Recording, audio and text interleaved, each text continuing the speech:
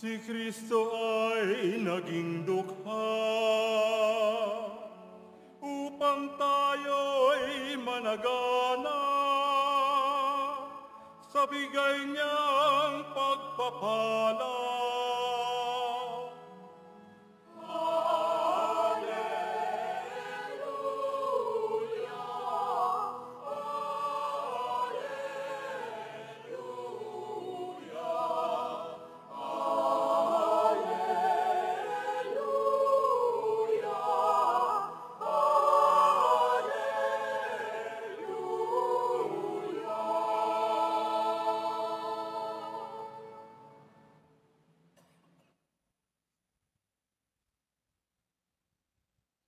Sumainyo ang Panginoon. At sumaiyo rin. Ang mabuting balita ng Panginoon ayon kay San Mateo. Papuri sa iyo, Panginoon.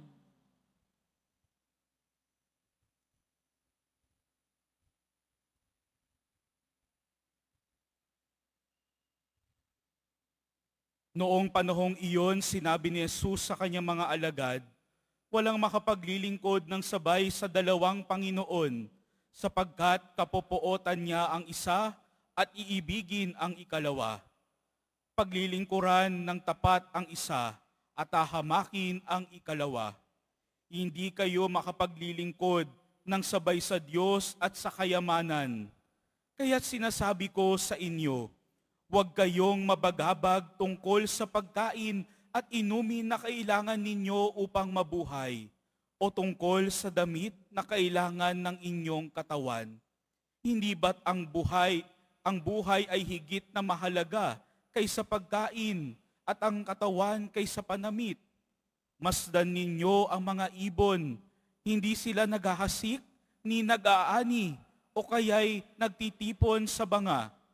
Gayunman, pinakakain sila ng inyong amang nasa langit.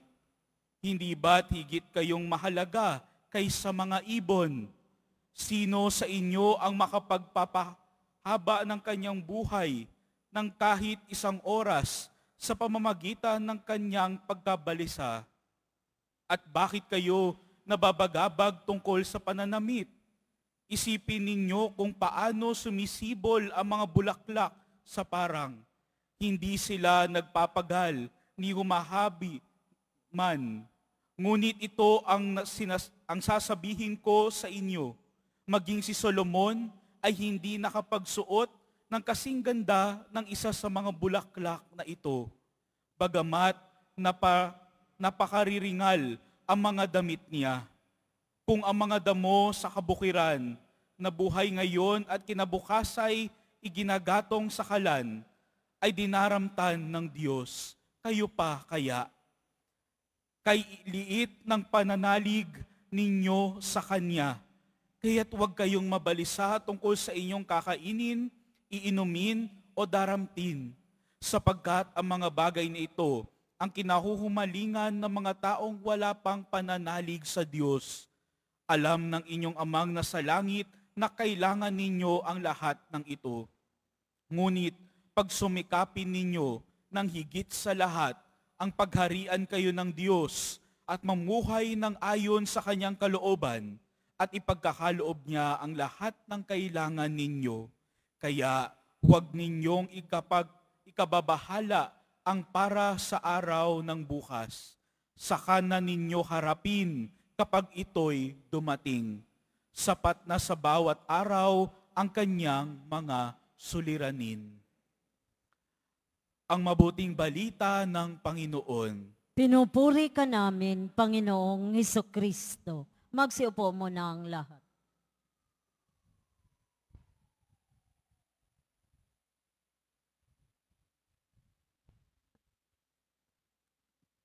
Ako po'y namangha nung makita ko yung napakaraming tao dito sa loob ng Quiapo Church. Hindi po ako sanay na nakakakita ng napakaraming tao kapag ako'y nagmimisa sa EDSA Shrine. Ang EDSA Shrine ay maliit lamang pong simbahan. Nasa kanto po yan ng EDSA mismo at saka ng Ortigas. Kaya nung pagpasok ko dito, hitik na hitik sa tao, ako po ay natuwa at ako ay nagulat din. Nagulat dahil Sabi ko mainit ngayon, pero napakarami pa ring mga deboto. Nagulat dahil dito po sa Quiapo ay napakahirap maghanap ng parking o di kaya napakahirap din mag-commute, pero andi dito po kayo. Ito'y pagpapakita lamang ng inyong marubdob na debosyon sa mahal natin pong Panginoon. At ngayon din po ay naghahanda tayo para sa piyesta ni Juan Bautista. Kaya siguro marami din na andi dito sa Quiapo dahil kayo din po ay mga deboto din ni San Juan Bautista. Binanggit ko po yung salitang pagsasakripisyo sa pagpunta dito. Palagay ko yung salitang sakripisyo ay dapat maintindihan natin ng mas malalim. Ang akala natin yung pagsasakripisyo, parang ikaw ay gagawa ng mga bagay-bagay na ang benepisyo ay hindi naman talaga para sa iyo. Ito yung mga bagay na ginagawa mo para yung iba ay mapabuti, para yung iba ay matulungan. Yan ang konsepto natin at pakahulugan sa salitang sakripisyo. Pero yung salitang sakripisyo po binubuo ng dalawang salitang Griego. Ang ibig sabihin po nito, salitang Latin, hindi Griego, sacra facere. Sacra, ang ibig sabihin ay sacred. Facere, infinitive po yan, na ang ibig sabihin ay to make. Kapag kinumbine mo po yung dalawang salitang ito, sacra facere, ang etymological definition ng salita pong sacrifice is to make something sacred. Ulitin ko po sacrifice, the etymological definition is to make something sacred.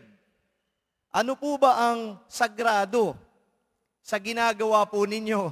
Napaka-obvious naman. Ito ay sagrado dahil kayo ay nagsisimba. Ito ay sagrado dahil kayo ay nagdadasal. Ang pagpunta nyo dito ay sakripisyo, sagrado, dahil kayo ay mga deboto. Deboto ng ating Poon, deboto ni San Juan Bautista. That is what makes it sacred. Kaya, pwede nating i-disabuse muna yung ating nakagisnan na pakahulugan sa salitang sakripisyo. Kasi ang focus ng salitang sakripisyo ay ang Diyos. Nagpupunta ka dito para sa Diyos. Nagdadasal ka para sa Diyos o sa Diyos. Nagdedebosyon ka sa Diyos.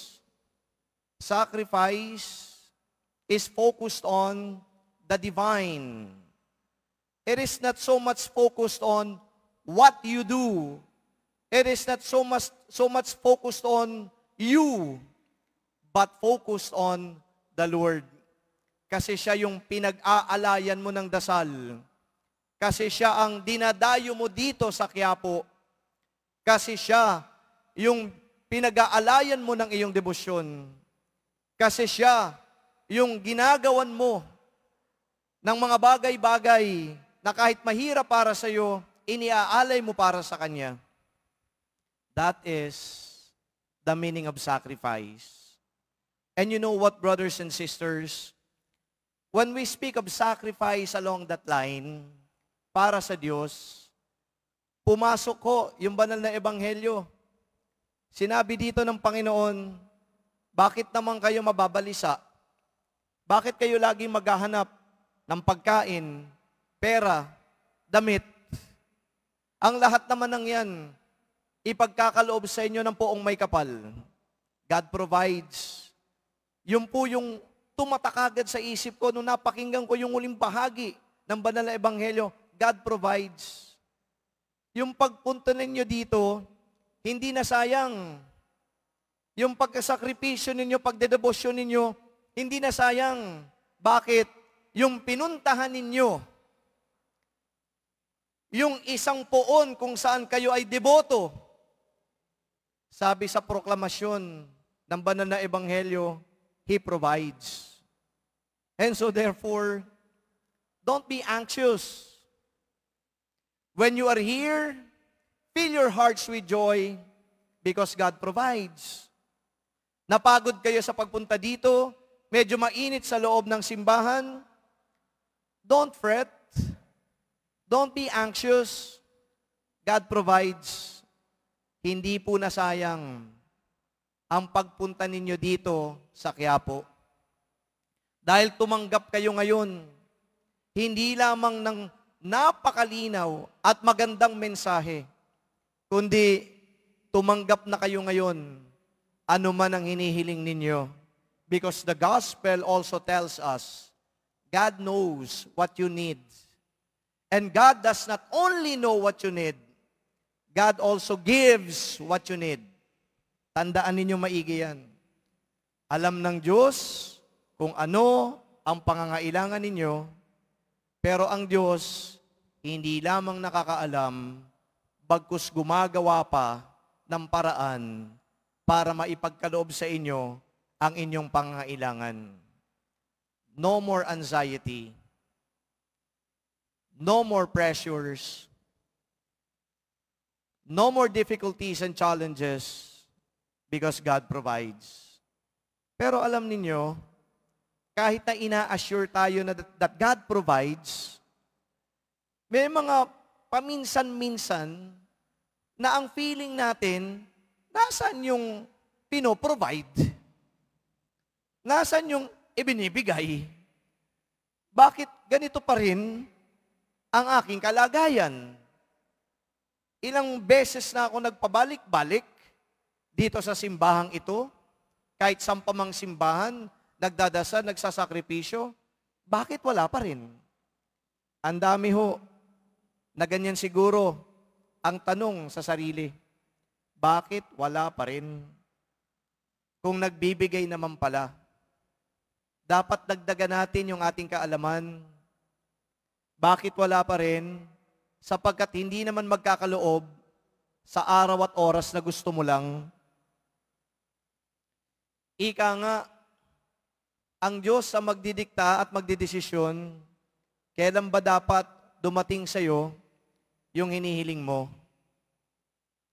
Kaya dapat, habang ikaw ay nagdedebosyon, nagdadasal, nagsasakripisyo para sa Kanya, meron pa na dagdag na dapat gawin. Yung paghihintay. And you know, yung paghihintay na yan, nakakabagot. Minsan, nakakawalang gana. Minsan, nakapangihina ng kalooban. God provides, pero ang tagal. Pero gusto ng Diyos, be patient. Wait. It will be given to you. You know why I am confident telling all this to you? It is because God Himself speaks to us and gave this message to us in the gospel. Huwag ka nang mabalisa. Huwag ka nang mamroblema niyan. Hindi kailanman magsisinungaling ang Diyos. Hindi ka bobolahin ng Diyos. Dahil ang pagsisinungaling at pambobola, kung hindi man yan gawain ng demonyo, gawain din yan ng mga politiko. Ang Diyos, hindi politiko at hindi demonyo. Diyos siya ng katotohanan. Diyos na nagbibigay. Diyos na nakakaalam ng pangangailangan mo. Hindi ka niya bobolahin. Hindi ka niya paaasahin sa wala. Darating at darating yan. Claim it. Claim it that God will give you what you need. Because it is God Himself who speaks. It is God Himself who made that promise. God will not renege on that promise. God will fulfill that promise to you. Ngayon pong araw na ito, ikapitong araw ng ating misa nobenaryo, mapuspos nawa tayo ng biyaya galing sa Diyos. At hindi lamang material na biyaya, hindi lamang physical na biyaya. Ang unang-unang biyaya na sana ipagkaloob sa atin ay biyaya ng pananampalataya, biyaya ng pagtitiwala. biyaya ng pagtalima. Kung ano ang sinabi ng Diyos, tinatanggap, pinakikinggan, at sinusundan o sinusunod o ginagawa. Because when we came in here, it is as if we are only after what we are supposed to receive. But we are not after what we are supposed to do to show our obedience and love for Him. May binanggit din po sa banal na ebanghelyo, yung mga tao anxious, yung mga tao laging nag-iisip kung anong kanilang kakailanganin, doon sila nakafocus kasi kulang pa daw sa pananampalataya at kulang pa sa pagtalima. Very basic, very essential, pagkakaroon ng pananampalataya at pagtalima sa Kanya. Marami daw ho na mga pumupunta sa simbahang ito, puro lang hiling, puro lang hingi, pero kulang sa pagsunod. Ipakita po natin na sana hindi lang tayo mga humihiling, kundi tayo din naman ay tumatalima, sumusunod sa Kanya. Si Juan Bautista, naging masunurin sa Diyos nung siya ay pinapunta muna para ipakilala si Jesus. Yung pagtalima ni Juan Bautista, ang sana maging pagtalima din ng bawat isa sa atin. Pagtalima sa kalooban ng Diyos, pagtanggap sa kalooban ng Diyos. And today, my dear friends, brothers and sisters, I pray that indeed what the will of God for you may be understood, may be accepted. And may that will of God for you transform you into men and women of faith. Walang pag-aalin lang ang pagtanggap, walang mga pagdududa, kundi buong buo na nakikinig, tinatanggap, at tumatalima. Maraming salamat sa Diyos sa pagkakataong ito na mapakinggan ang Kanyang mabuting balita.